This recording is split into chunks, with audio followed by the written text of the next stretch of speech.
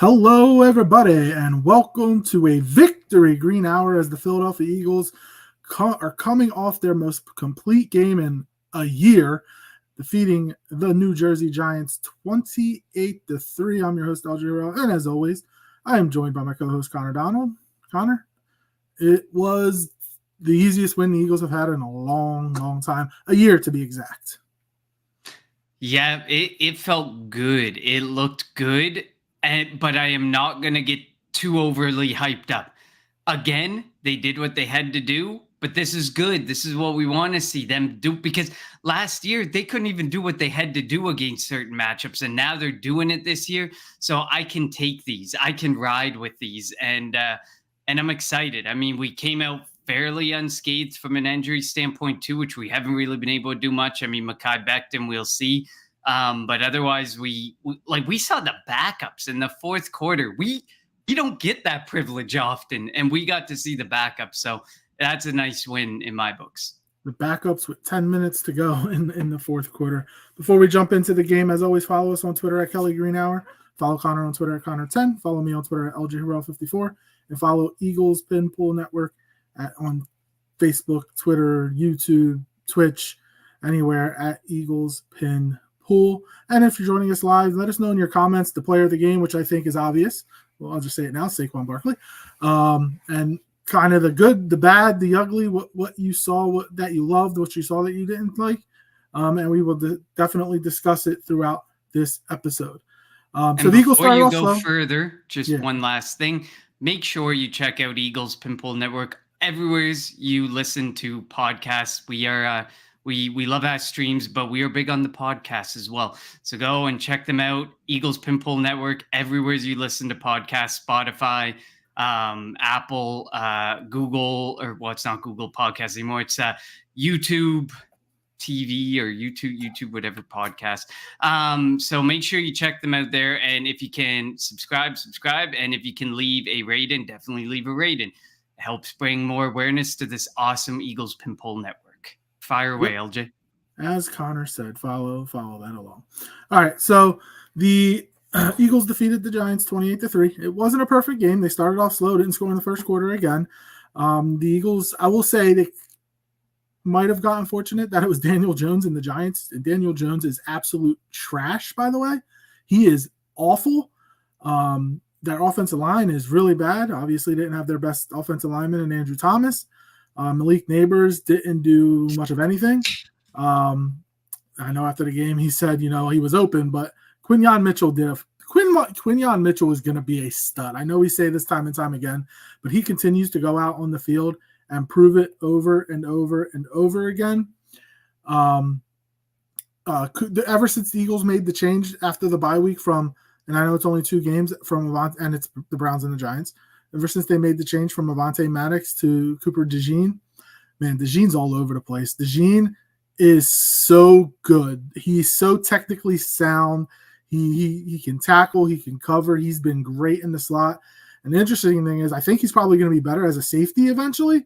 But the way he's been performing in the slot, man, he deserves a lot of credit. And just imagine, like, if he didn't get hurt in camp and he came out of camp starting right away, just how much better Eagles defense may have been early on in the season. The defense right now, they haven't given up a touchdown in 9.5 quarters. They haven't given up a touchdown in 2 consecutive games. The last time that happened was 2000. I think I have this right. Last time this happened was 2017 in games against the Cowboys and the Bears in back-to-back weeks. What happened in 2017, Connor? I don't know. We might have won a Super Bowl. We might have won a Super Bowl. Jalen Hurts didn't have to do much of anything. He was 10 of 14, 114 yards, had a touchdown. Did he miss a couple of plays? Yeah. He took too many sacks. Now, not all of them were on him, but there were a couple that were. But this was the game that I don't look at Hurts' stats and say, "Oh my God, he only threw for 114 yards." He didn't need to. They ran for like 250 yards. So why are we going to force feed the ball? Like Devontae Smith had 1 catch for -2 yards. It sucked because I have him on my fantasy team. But look, and I love it that Devontae's not the guy that's going to go out there at the end of the day and complain about it. AJ Brown had a touchdown. Which, by the way, that touchdown to A.J. Brown, at first when Hurts threw it, I didn't think it was going to get there. And then I thought he overthrew it. But that back end speed by A.J. Brown is freaking awesome. He is such a good tracker of the ball, and just, I can't believe the Giants put like their fourth best corner on him. That as soon as I look over there, if I'm Jalen Hurts, I'm like, I would say it. Hey, was it McLeod was on him? McLeod, we're running to go, so you might want to back up. But that was just an outstanding play on fourth down. And that kind of just showed, obviously Sirianni likes to go for it on fourth down, but it also showed that like they're not scared of Giants. Like if Joe Shane's lucky he didn't get fired today.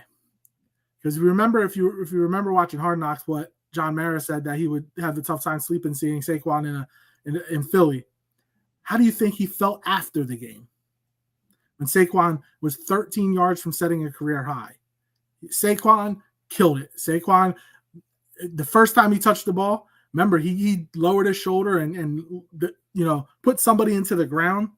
It was just a perfect game. And these last two games have been good opponents for the Eagles to help them build momentum, to get some confidence going into a tough opponent this week on the road. Yeah, I mean, you definitely hit on some points. I guess I'll start on the defensive side of the ball, just like you did. I mean, Cooper DeJean, and I don't think we've seen how he nailed 2 picks in a draft in recent memory like he's nailed Kenyon Mitchell and Cooper DeJean. I think those picks are just amazing picks, great future forward-looking picks. And like Kenyon Mitchell, like there was that play. I think it was the second quarter when he was step for step with Malik Neighbors, and Neighbors never had a chance. Almost a pick. I mean, it would have been an amazing pick because it's an over-the-shoulder catch. Had almost a pick in every game this year. Like only top like receiver type catch could have been done there, and he almost had the pick. I mean, I predicted on Friday that he was going to have the pick. This was going to be where he got off that schneid that he's been stuck on. But again, I guess we wait for another week. I mean, he's going to get tested next week, whether he's going to be covering Jamar Chase or he's going to be covering T. Higgins. And I'm sure he'll cover a mix of them because, as we saw, he was only on Neighbors for he was on Neighbors more, but for only 2 targets, Neighbors was targeted. Mitchell was there. But we know that next week you're going to see T. Higgins and Jamar Chase. They each usually get at least 10 targets a piece in a game. So you know that they're going to get a lot of targets again. And you know, and they have a better quarterback than Daniel Jones. Yeah, and Joe Burrow is way better than Daniel Jones. Mm-hmm. Big time. Not even going to be close. It was amazing to see Nakobe Dean have a game because I was extremely low on him heading into the game. I mean, I had talked on Friday, back-to-back games where he's kind of disappointed, multi-missed tackle games. He goes out there, he led the team in pressure, tied for the lead for pressures with Bryce Huff. He ended up getting 2 sacks. He ended up with 7 tackles. He only had 1 missed tackle, much better. He wasn't a liability in the coverage game, but really nobody was a liability because Daniel Jones wasn't making anyone really work that hard in coverage. So no one had the chance to really be a liability. So that was nice to see from Nakobe Dean. Nolan Smith had a great game. Bryce Huff had a great game. Some of the names that we've periodically gotten to talk about really had good games, and that was great to see. It's good to see Bryce Huff gaining confidence. I get it. Maybe we're seeing it against weak opponents, and once he gets some tougher opponents, some tougher offensive lines, maybe Bryce Huff isn't going to have a great game, but you need to get some confidence building. Bryce Huff was on a low. He was on a low of lows. Like, you had to get right. Some of these guys had to get right, and some of these guys that we talked about as not even having really much expectations for this game had great games. I mean, we even saw Jalix Hunt get a sack. He finally got involved, obviously, because, the Giants forced our hand in taking starters out. But Jalix Hunt finally saw the field, showed what he could do, went out there and got a sack. Jalen Carter had a couple sacks, wasn't overly dominant through the whole game, but, he had a really good game. Overall, the defense as a whole, this is back-to-back games where the defense, I mean, you gave the stat. It's been like 4 or 5 years since we've seen something like this. 7 years. Yeah, even more. And so it was just the back-to-back dominant games. And I get it. People are gonna be like, well, look at the opponent. Like some naysayers will be like, well, look at the opponent. We oh 7 years since back-to-back games where we didn't allow an offensive touchdown. Like, you need to understand the ramifications of that. That we have faced stretches of opponents just as bad as this over the last 7 years, and we weren't able to put games together like that defensively. So overall, like, I mean, I'll let you hit on some more defense before I go on offense, but overall, this was an all-around really good game. I mean, I guess the only player I was kind of disappointed by was Josh Sweat. I mean, he He I had a think he sack, I had guess. a sack, whatever, but who didn't have a sack? I mean, what were we, 8 sacks, 7 sacks? Like, it was a sack party. Yeah, So, so um, before the bye, going through the bye, with the first 4 games, they got 6 sacks. The last 2 games, they've had 13 sacks. That, like, and I get it. The Browns' offensive line is not good. The Giants' offensive line, offense in general, is not good. But you take them where you can get them, and it can build confidence. Like you mentioned, when it comes to Bryce Huff, the one thing he excelled with when it was with the Jets is coming from a 4-point stance. Well, they started doing that, and he's been more productive. Who would have thunk? I didn't like there were 2 plays where Josh Sweat dropped back in the coverage. I think it might have been one of the first offensive plays for the Giants to cover Neighbors, and then Brandon Graham also was dropping back to cover Neighbors. I didn't like that so much. We're fortunate that it's Daniel Jones at quarterback and not anybody else that could have took advantage of it. Also, the Eagles only gave up 119 yards of total offense. Saquon had 187, I think, by himself. So just total dominant effort. And I get it, like, it's the Giants, but they're still paid. Their coaches still have to get paid to coach. So just being able to do that and totally dominate a game. And I will say something though. Even if when it was like 21-3, I still didn't feel safe, and I don't know why. I don't know if just the Eagles have done this to me over the last year. But when they finally put Kenny 2 Gloves into the game, that's when I was like, all right, it's definitely over. And Drew Lock went into the game for the Giants. But yeah, so the Eagles defense deserves a lot of credit. Look, we were all down on the defense coming into the season. We're all down on Vic Fangio after the Falcons game and after the Tampa game. But he deserves credit for him and the defense deserve credit for the last 2 weeks. Let's be real. They did what they had to do. Now, as I mentioned before, use this as building steps. Use this as momentum going into a tougher stretch of quarterbacks that you're going to face. You're going to face Joe Burrow. You're going to face Trevor Lawrence. You're going to face Dak Prescott. You're going to face Jaden Daniels.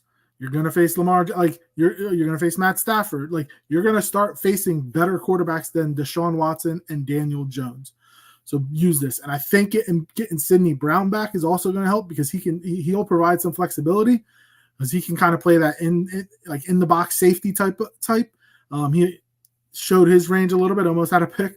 If there's one thing I want the defense to do is create turnovers. They've only forced 2 turnovers all year, so that has to change. They have to find a way to get the ball from the opposing offense and give your offense a shorter field.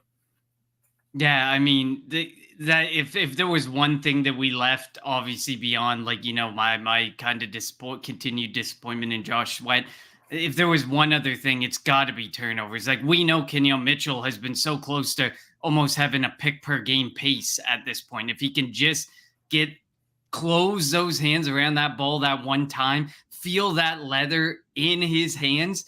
I mean, he's gone. I mean, I feel like he'll end up going for 5-6 picks as soon as he can get that first pick and get that confidence level boosted. But just as in overall sense, like we're not forcing fumbles. We're not forcing interceptions. We're not forcing anything.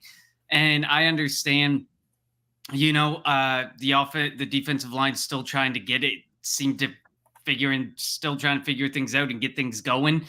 So maybe that's something. They're not confident to go punching after the ball or going after the ball. They're just trying to figure out how to get the guy in front of them down or keep the play in front of them in the first place. So hopefully these past 2 games have gained a head of steam for them and some confidence that maybe they'll start to go after the ball as well. And then we know Darius Slay, not a huge pick guy. Never really has been. He's had a couple seasons, but he's been one of those guys that kind of you've avoided. But from but like Kenyon Mitchell, Cooper DeJean, hopefully they're going to be able to get it together. Hopefully maybe Chauncey Gardner-Johnson, Sidney Brown, like you said, he can be a ball hawk. Reed Blankenship, those guys have some ridiculous closing speed. Maybe they can get some picks and start forcing some turnovers, because we definitely need some of those turnovers. You cannot continue to go. Of course, we didn't commit any turnovers in the last 2 games either, but you cannot continue to go games and not have any turnovers and lose in the turnover battle. It just doesn't work that way. So hopefully the defense is able to take these 2 games and gain some confidence in other aspects of the game and be confident in their game, in the game that they're playing now, confident enough that they're able to do some other things going forward, because that would be really great to see and something we definitely need to see. Little G Griffith says, I'm a big fan of Eagles 2024 season. Better Eagles beat the Bengals. Of course, we all want to see them just win out, Little G Griffith. So we agree with you on next week against the Bengals. And yeah, we'll talk about that later this week. Jumping over to the offensive side of the football, again, the ground game was on point. No sense, and as I mentioned, no sense in forcing throws when you don't need to. Just run the ball. And you mentioned something on the onset. The most important thing is they came away unscathed.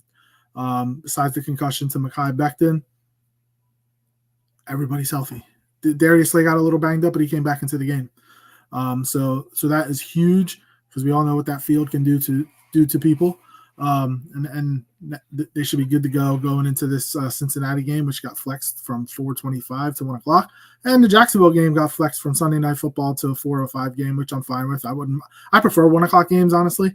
And I'm glad that next week's 1 o'clock. And Sunday night's okay, I guess, but whatever. At least it's 4:05 is okay, I guess. Against Jacksonville, against Super Bowl winning head coach Doug Peterson and the Jacksonville Jaguars. But yeah, so offensively, if there is a negative, it's too many sacks for Jalen. And again, he did miss a couple. Like he missed Devontae Smith coming across the middle. Now that obviously it wasn't his first read, but he was open. That would have been a first down. He missed Saquon Barkley. That would have been a touchdown. Saquon only had 1 touchdown. Probably could have had like 3 or 4. The one thing, did you see the video the Eagles put out of Sirianni talking to Saquon? And he was like, look, you're 13 yards away from your career high. I'm leaving it up to you. Do you want to go in? And he's like, no, let the young guys eat. Man, look, everybody knows I hate Penn State. Can't stand Penn State. I hate when we have a bunch of Penn State guys on our team, like Jahan Dotson stinks. That year we drafted Miles Sanders, who was good, and Sharif Miller, and like we just drafted way too many. I would much rather do it with no Penn State players on the team. But Saquon, for being in his 7th year now, he has the most rushing yards in Eagles history through 6 games. Just think about that. He is on a pace, and if he can stay healthy, man, he's gonna break. I think LaShawn McCoy holds the season record. He's gonna break it. Like he's just been playing out of his mind and finally playing. Just imagine what Saquon's numbers would look like if he was behind an offensive line like this his entire career. Just imagine, like he would be he'd be a surefire Hall of Famer. He's already probably on track for that. But he's just been the ultimate teammate. And even you could even going by what the Giants players have said about him. They all realize everybody realizes it's a business. Like Dexter Lawrence said, look, like we're pals. Like Saquon went to Dexter Lawrence's wedding this summer, but when the ball kicks off in between those lines, it's going to be war.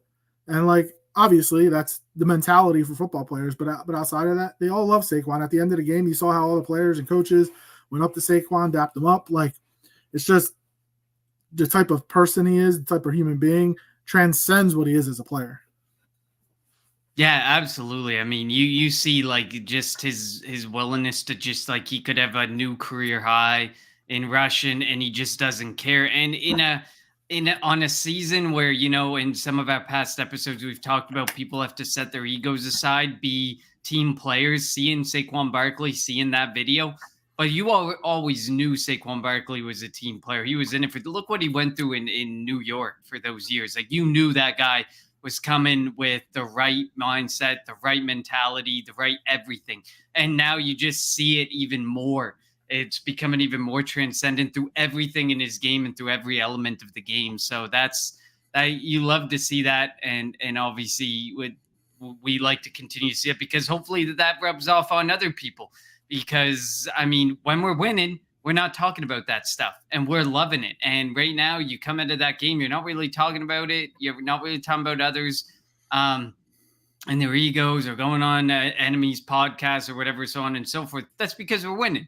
So it's all about keeping that mentality and staying positive that way and moving forward. Because right now, Washington, I mean, they're winning where they need to win, and they got a pretty good hold at the top of the division right now. I mean, So they're half game we up. need to stay focused. It's only one game, half game up, but I mean, still, like, that can be the make or break at the end of a season. If somebody gets this far ahead when others stumble out of the blocks, like, the Eagles and the Cowboys have done, you never know what might happen.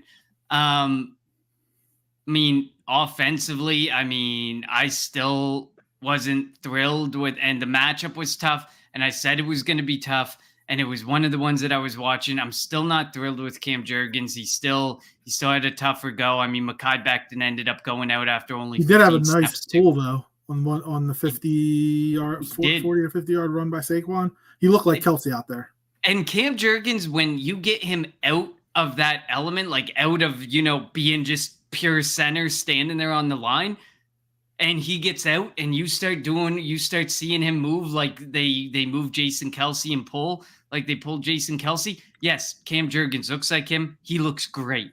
But when he is forced to be in there, you can tell and it'll come. Maybe, it'll come. There's more work to be done. This week was a tough matchup. You lose your starting right guard beside you, who you were probably going to lean on a little bit. So, I mean, there was some things playing against Cam Jurgens. But when you get him out of there and you get him pulling and you get him out there in the run game, he's great. But we've seen this a million times.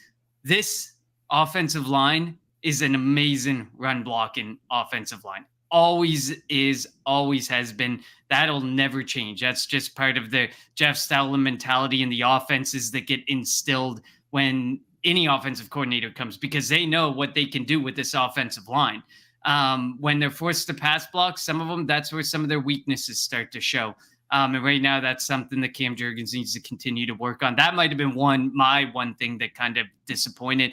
Another one was like Will Shipley, like 8 for 15. I mean, I know he's running behind the backup, so hopefully that was it, because I want to see more Will Shipley. And Kenneth Gainwell looked really good when he had to run the football, and we don't like Kenny Gainwell looking good. We like it for the win, but we want to see Will Shipley. This is a Will Shipley podcast stream. We want to see Will Shipley out there more. So maybe running behind the backups, didn't really do him a whole lot of justice.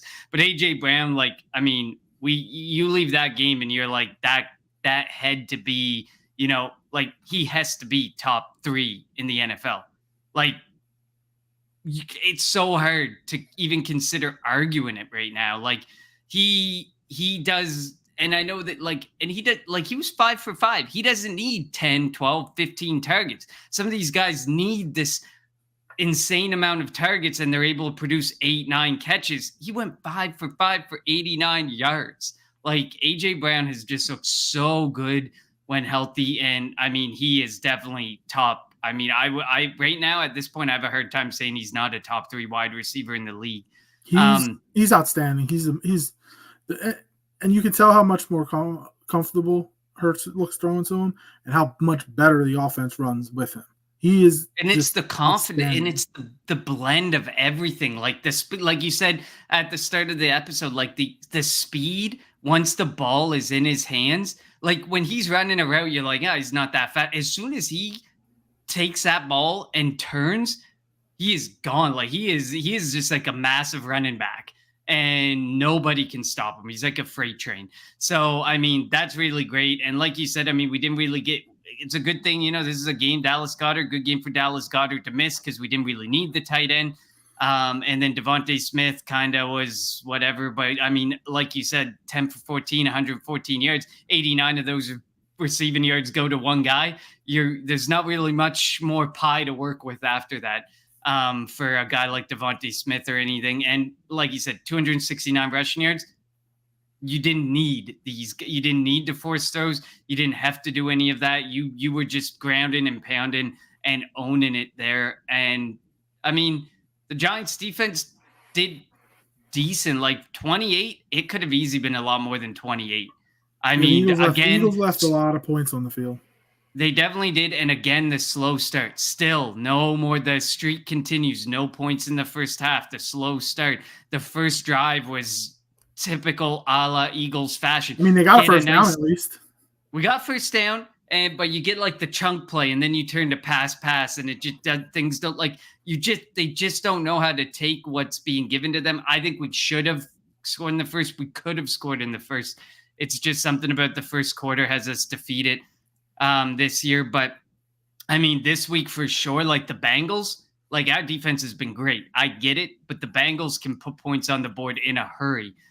So you don't want to end up being. I mean, look, and we're going to talk about it more later this week, but the Bengals also, I think, only put 17 up on the Giants. Like the Bengals are a notoriously slow starting team, and maybe now this is where they could potentially start picking up again. The last two teams they faced are the same two teams that the Eagles faced the last 2 weeks.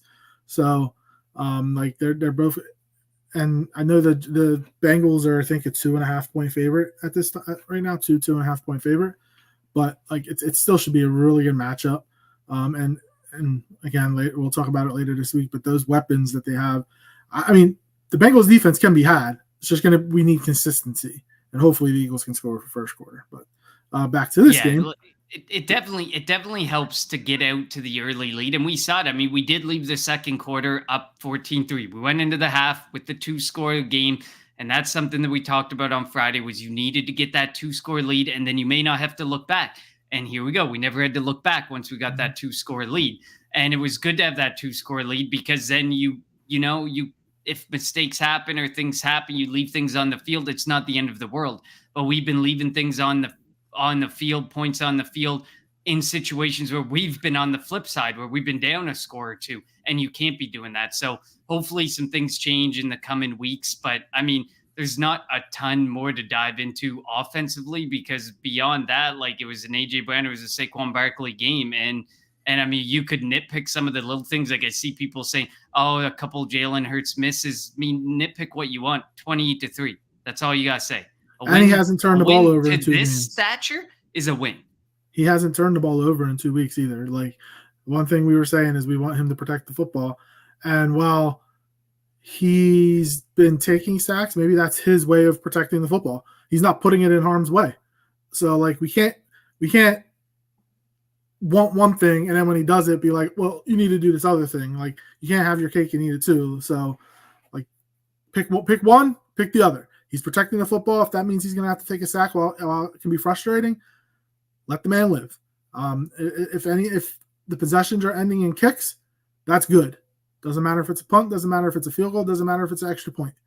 If they're ending in kicks, that's good. You don't want him to turn the football over. And him being clean the last couple of weeks is a very good sign, and hopefully maturity. And hopefully like him and Kellen Moore are starting to gel better. Just like Vic Fangio's gelling with this defense, the defense that he got, because the defense looks better again against some inferior opponents, but that builds the confidence. So hopefully going up against better defenses down the line for Hurts, he knows he doesn't have to force things and he can get away and he can, complete a game or multiple games without turning the ball over. So that's a good sign for him. Definitely. I mean, I know that this isn't Eagles related, but I mean, from a Giants standpoint, like there's a chance you're going to be drafting high. Like, do you start to consider life after Daniel Jones? Like, has there been enough? But like, I mean, I see Giants fans right now mock drafting Ashton Genty to the Giants, thinking that the all-inclusive answer is what you let go. You've already let go of Saquon Barkley. You think everything gets fixed. You got Neighbors, so now you're going to draft a running back, and this is going to turn Daniel Jones around. Like, I mean, I don't even know. Like, so I haven't been seen.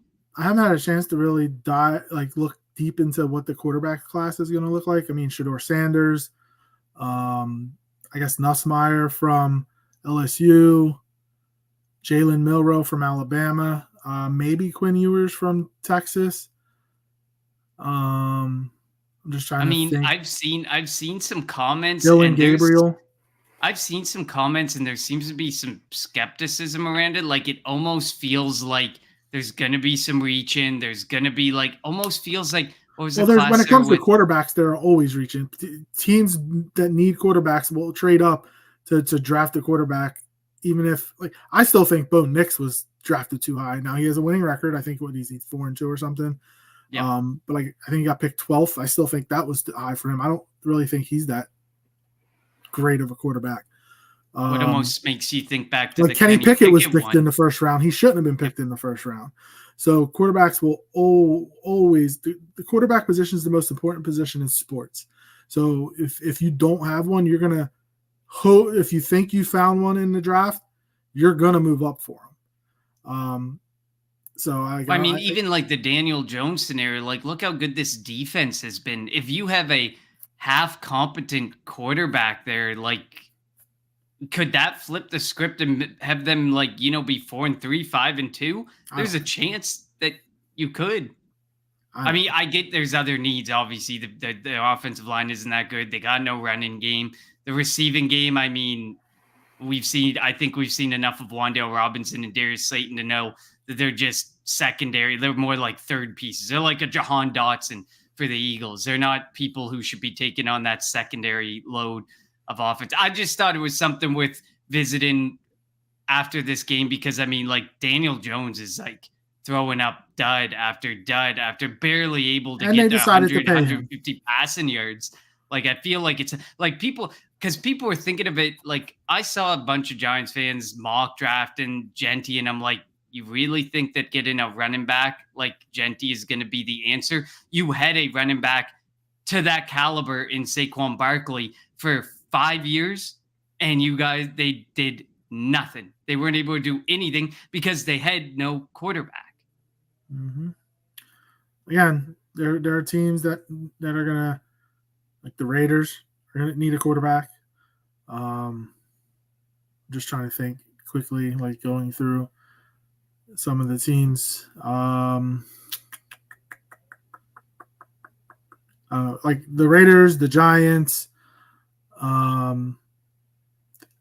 You know who? Oh, never mind. He just got paid. If he didn't get paid, like Dak Prescott could have ended up with a Raider or a Giant. Like, but the Dallas decided to give him a contract, and now look at him. Jacksonville paid Trevor Lawrence, and it's starting to look a little credible. Yeah, but it's tough to get out of these contracts. So I mean, there's going to be a quarterback that's going to get drafted a lot sooner than we think, and it's going to be like they did that, they picked him, but it's like that every draft. And if there's any team I would love to see make that pick, it would be the New York Giants. Anything to keep some divisional opponents down, I'm fine with. I would love Travis Hunter, but Travis Hunter's going to go top 5, and we're not going to have a top 5 pick. Absolutely. We hope not. If we have a top 5 pick and we're at 4 wins now, that's bad. That means we're 4-13. That means we finished the year on an 11-game losing streak, and that would not be good. No, not at all. Not at all. I mean, it's tough because when you have a game like this, and we always talk about wanting the Eagles to put an opponent away to have an easy game, then what is there for us to really talk about? I feel like once we get past the minutia of the game, we kind of go on rants, unfortunately. And Nick Sirianni behaved himself, so we don't really have a whole lot to say as far as Nick Sirianni. And it's because when you win, you're not acting a fool. You're not acting like you're not forcing yourself to say anything. I mean, I guess we did when we won the last game, but it was a bit closer. He felt he had to say stuff because of the chirping of fans behind him. But Nick Sirianni behaved like it feels like the team's getting on the same page. And I hope that it continues even when times or matchups get tough, because obviously we know there's going to be some tough matchups coming up. We got the Bengals. We have a matchup with the Cowboys, whether we want it, despite the situation in Dallas and how they're not doing that well. we know the Cowboys are going to play the Eagles tough. If they are a team that was folding it in and going to go 0-17, the Dallas Cowboys would give their 2 hardest fought games to be against the Eagles. And they would make every game close, no matter the situation. So we know that the Cowboys are going to play us tough. We know, like, we got the Ravens coming up. We have some matchups that are going to be tough, and times aren't going to be just as fun as this. So hopefully the team can stick together and can continue to carry the way that they were these last 2 games into further games and continue to hopefully bring some wins home. Because I mean, 4-2. And then you look at the Washington Commanders, they're 5-2. But like when you look at it, the Washington Commanders have 218 points for. Nobody else in the division even has 115 points for. So, I mean, we're going to have to start putting up more points. We know that the fast start needs to start coming. There are some things to take away from this game as we need to, and the biggest one is the early start. Like, you're going to start getting bit if you continue to not put up any first quarter points and let a team put up 7. If a team's always putting up 7 and you're always behind that 8 ball right away, it's not good, especially when you're not winning the turnover battle. You're not doing those things that usually can shift a whole game. We're not doing either of them. We're not starting fast. We're not forcing the turnover. So the Eagles have 134 points for, by the way, just so you know. I think you said 100. So that the Washington has 218. The Eagles have 134. Dallas has 126. Dallas has also given up 168. That's crazy. They've given up the most in the division. Like, they are struggling. And then you got the talking piece, Jerry Jones, out there saying, we're going to do nothing. We're going to do nothing. Well, I mean, I'm okay with them doing nothing, but I think they probably need to do something. Well, they're not going. They can't afford to because they have to pay. They have to pay Micah, so they can't. Micah Parsons is next. Yep. And wouldn't shock me if he wanted to leave. Looking at the Eagles' schedule, they only have to get on the plane 3 more times this year. When they go to Cincy this week, when they go to Dallas, and when they go to LA. I mean, Baltimore, you take a train. Washington, you take a train. So, like, the Eagles' schedule, I mean, it's really set up. I'm not saying they're going to be easy games, but it's set up for them that they can go on a run. Definitely. Yeah, like they like I said, they're set up to succeed. They're set up to do something. They just have to, in a way, get out of their own way. There's certain things that they're just in their own way still. It feels like they're still in their mind on. And, you know, once you start forcing turnovers, I think they're gonna roll. Once you get the early start out of the way, they're gonna roll. So it'll be interesting to see going forward. But these past 2 games were great boosts after the slow start over the first 4 weeks. These games were much needed. And I mean, we can sit there and say last week we wish we had won by more and dominated by more because we probably should have against the Browns, but we didn't. Speaking of that is some wild luck for Deshaun Watson. Ruptured Achilles, another season over. And the Browns have to pay, no matter what, every nickel and dime of that contract, no matter what you tried to do to restructure.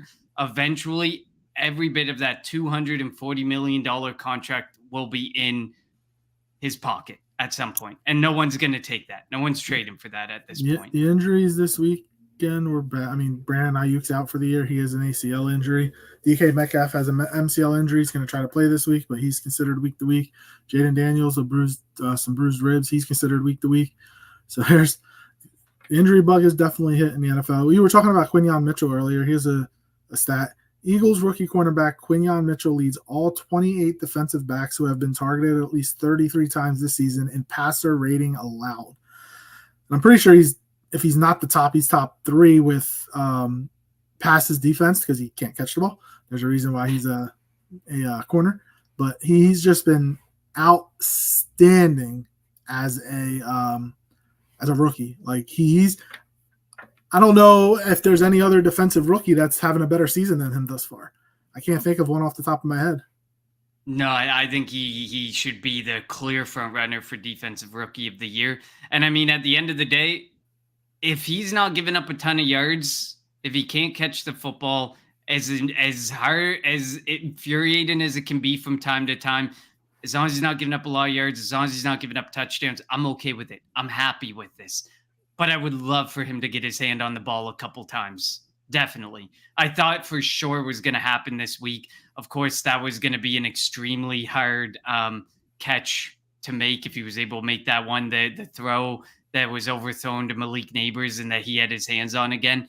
But it would have been so nice to see that. Like, what other way could you ask for a first career interception than to make like an over the shoulder catch that only top wide receivers can make, good ball tracking wide receivers can make? But alas, we wait another week for Kenyon Mitchell. But I mean, if he isn't the front runner for Defensive Rookie of the Year, I mean, I know I got to look at who else is out there doing things defensively as rookies, because I can't think of them either.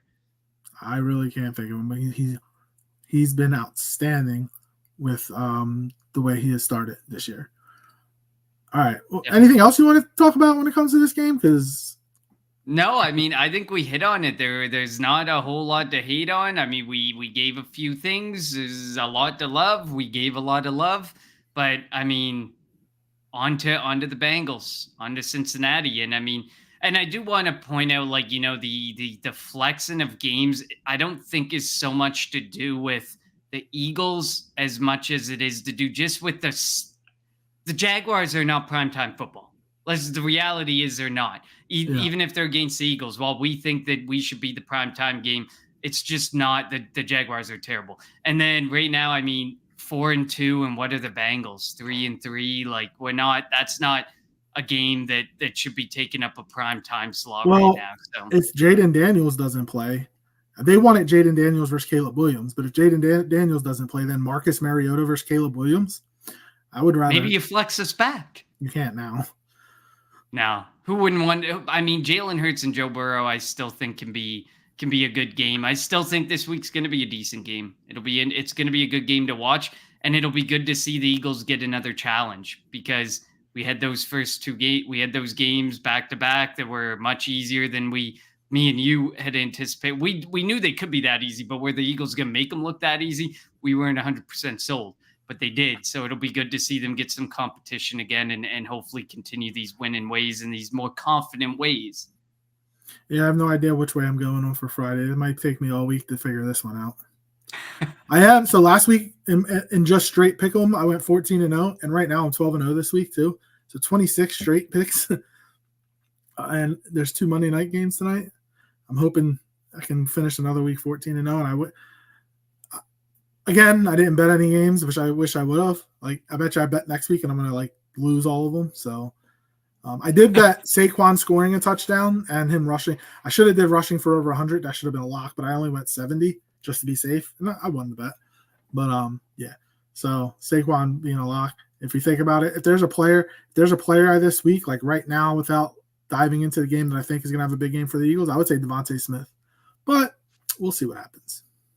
Yeah, I mean, you have to expect, like, when the Bengals are gonna force you to end up having to throw the football. Let's just face it. So it's gonna happen. Their run defense, I don't think, is that good. Their run defense isn't that good, but I mean, if you don't think that Joe Burrow can go out there and start just dropping dimes to T. Higgins and Jamar Chase and going score for score, if you have a run game versus a pass game, eventually Jalen Hurts will likely be forced. So Jalen Hurts will have to throw more than 14 times and 114 yards. I'm just saying that. It helps when you have, I mean, look, Jamar Chase and T. Higgins are good.